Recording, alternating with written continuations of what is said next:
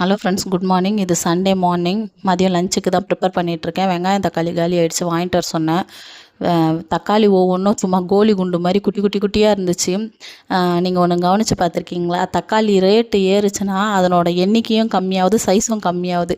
அதுவே தக்காளி விலை ரொம்ப கம்மியாக இருக்கும்போது நிறைய தக்காளியும் இருக்கும், பெருசு பெருசாகவும் இருக்கும். அது எனக்கு மட்டும் தான் அப்படி ஃபீல் ஆகுதா, இல்லை உங்களுக்கும் அந்த மாதிரி ஃபீல் ஆகுதான்னு சொல்லிட்டு கமெண்ட் பண்ணுங்கள்.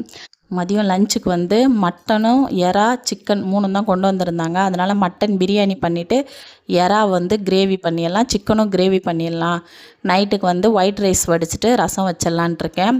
அதனால் ஃபஸ்ட்டு மட்டன் பிரியாணி தான் தாளித்து விட்டேன். தண்ணி அப்படியே கொஞ்சமாக வற்றி வந்துருச்சு. அப்படியே குக்கரை மூடி போட்டு சிம்மில் வச்சுட்டு ஒரு 10 நிமிஷம் அப்படியே டிஸ்டர்ப் பண்ணாமல் விட்டால் தம் போட்ட மாதிரி பிரியாணி சூப்பராக இருக்கும்.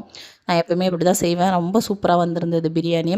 கையோட எறா தொக்கும் செஞ்சுட்டேன், சிக்கன் கிரேவியும் செஞ்சுட்டேன். மார்னிங் வந்து கூழ் கரைச்சிருந்தோம், அதையே வச்சு குடிச்சிட்டோம். அவ்வளோதான், சமையல் வேலைலாம் முடிஞ்சிருச்சு. இதோட நைட்டுக்கு வந்து ஒயிட் ரைஸும் ரசமும் மட்டும்தான் செய்யணும். Tata bye by. நெக்ஸ்ட் வீடியோவில் பார்க்கலாம். நம்ம சேனலை கண்டிப்பாக